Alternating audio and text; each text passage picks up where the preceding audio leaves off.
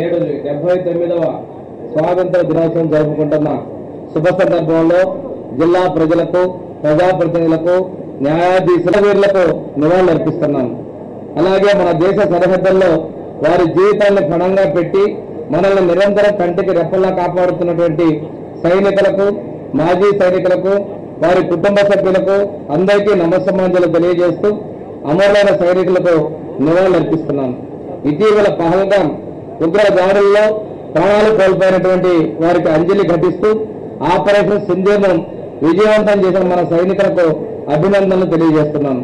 పేదరికం లేని సమాజాన్ని నిర్మించడానికి, సమర్థవంతమైన పాలన సాగించడానికి గౌరవ ముఖ్యమంత్రులు శ్రీ నారా చంద్రబాబు నాయుడు గారు ఎన్నో ప్రతిష్టాత్మక కార్యక్రమాలు చేపడుతున్నారు. పేదరిక నిర్మూలన, మౌలిక సౌకర్యాల అభివృద్ధి, వనరుల సమర్థ నిర్వహణ, ఈజ్ ఆఫ్ లివింగ్ అనే 4 అంశాలను ప్రధానంగా తీసుకొని ప్రతి జిల్లాలో 15% వృద్ధి సాధించే లక్ష్యంగా ప్రణాళిక రూపొందించుకున్నాం. ఈ సందర్భంగా మన జిల్లాలో జరుగుతున్న మరియు జరగబో వివిధ అభివృద్ధి మరియు సంక్షేమ కార్యక్రమాల ప్రగతిని మీ ముందు ఉంచడం నా కర్తవ్యంగా భావిస్తున్నాం. ప్రతి నెల 1వ తేదీన పేదల సేవలో మన ప్రభుత్వాన్ని దృఢ నిశ్చయంతో పెన్షన్ లబ్ధిదారులకు 4,000 రూపాయలు, దివ్యాంగులకు 6,000 రూపాయలు, దీర్ఘకాల వ్యాధిగ్రస్తులకు 10,000 రూపాయలు, 3% వైకల్యం నుండి మంచానికి లేదా వీల్ చైర్కే పరిమితమైన వారికి 15,000 రూపాయలు చొప్పున ఇప్పటి వరకు 2,84,966 మంది పెన్షన్ లబ్ధిదారులకు నెలకు 124,92,00,000 రూపాయలు చొప్పున మొత్తం 1,749,72,00,000 రూపాయలు పంపిణీ చేయడం జరిగింది. ఈ మధ్య కొత్తగా స్పోర్ట్స్ పెన్షన్ కింద ఇంతకుముందు పెన్షన్ వస్తూ చనిపోయిన వారి భాగస్వామికి కొత్తగా 5,000 మందికి సుమారు 95% చొప్పున పెన్షన్ల మంజూరు చేసి అందజేయడం జరిగింది. దీపం 2 పథకం కింద 1/11/2024 నుంచి రాష్ట్ర ప్రభుత్వం ప్రతిష్టాత్మకంగా అర్హత కలిగినటువంటి లబ్ధిదారులకి సంవత్సరానికి 3 ఉచిత గ్యాస్ సిలిండర్ల చొప్పున జిల్లాలోని మొత్తం 49 గ్యాస్ ఏజెన్సీల ద్వారా ప్రకాశం జిల్లాలో 3,62,067 మందికి సబ్సిడీ అమౌంట్ కింద 30,92,36,039 రూపాయలను వారి బ్యాంకు ఖాతాలను జమ చేయడం జరిగింది. 1వ తరగతి నుంచి ఇంటర్మీడియట్ వరకు కుటుంబంలో చదువుతున్న పిల్లలు ఎంతమంది ఉంటే అంతమందికి ఒక్కొక్కరికి ప్రతి విద్యార్థికి 15,000 చొప్పున 2,92,898 విద్యార్థులకు తల్లుల ఖాతాలో 439,34,20,000 రూపాయలను తల్లికి వందన కార్యక్రమ పథకం కింద పాఠశాలలు ప్రారంభమైన రోజునే జమ చేయడం జరిగింది. ప్రభుత్వం చెప్పినటువంటి సఫల్ శిక్ష హామీల్లో మనకి మెగా డిఎస్సీ ద్వారా జిల్లాలో 629 ఉపాధ్యాయ పోస్టుల్ని భర్తీ చేయడం పరీక్షలు నిర్వహించడం జరిగింది. త్వరలోనే ఆ పోస్టులను భర్తీ చేయడం ద్వారా జరుగుతుందని చెప్పి నేను మీకు తెలియజేస్తున్నాను.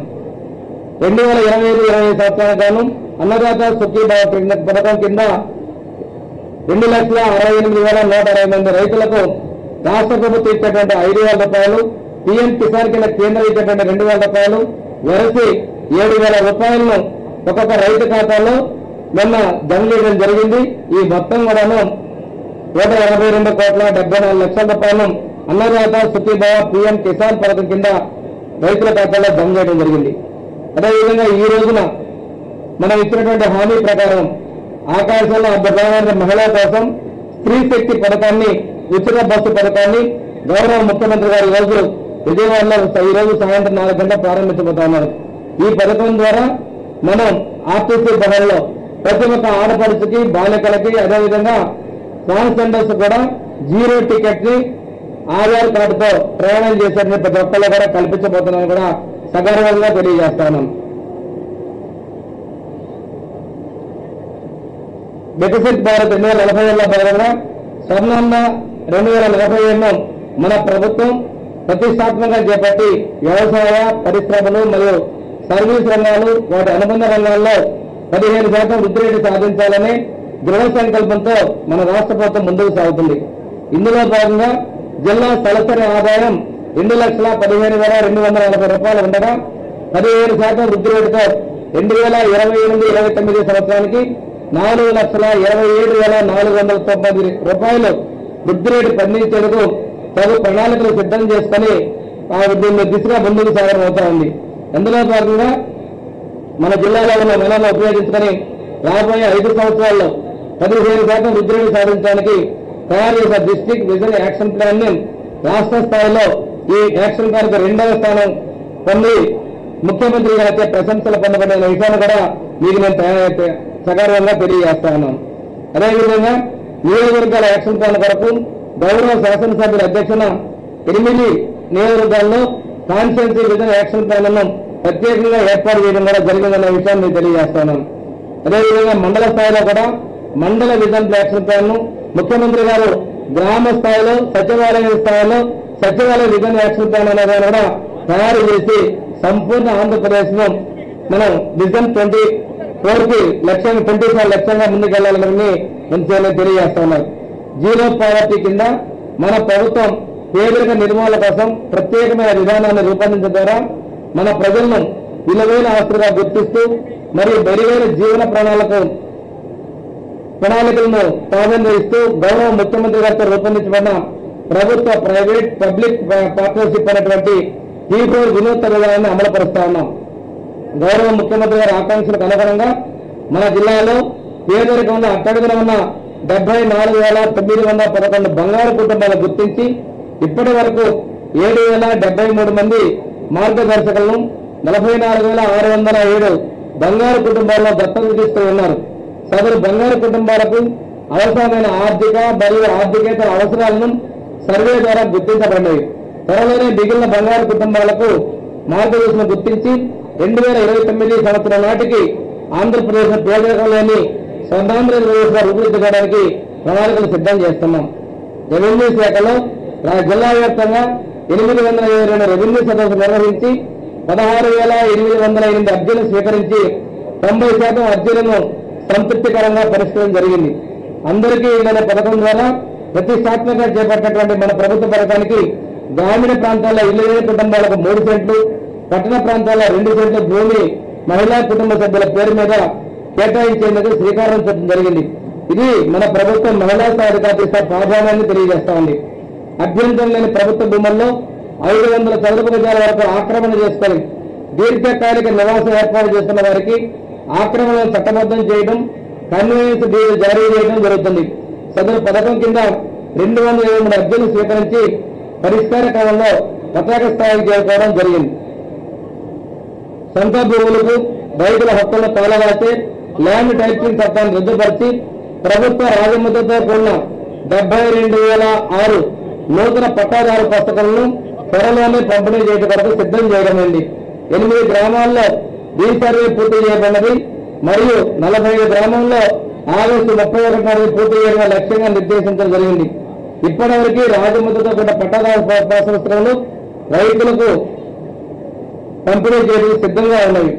మన జిల్లా పరిధిలోని కొత్త 6 జాతీయ రహదారుల కొరకు 3,084 ఎకరాల భూసేకరణ చేసి 13,033 కోట్ల రూపాయలు వారికి పరిహారం కూడా మంజూరు చేయడం జరిగింది. మన జిల్లా పరిధిలోని దేవనకొండ గ్రామం కురిచేడు మండలం నుంచి తిరగలదిన్న గ్రామం పామూరు మండలం వరకు 105 కిలోమీటర్ల రైల్వే లైన్ కొరకు 102,42 లక్షల రూపాయల వ్యయంతో 1950.15 ఎకరాల భూమిని సేకరించి ఇప్పటికీ 79 కిలోమీటర్ల రైల్వే నిర్మాణం పూర్తి చేయడం జరిగింది. ఈ పనులు పురోగతిలో ఉన్నాయి.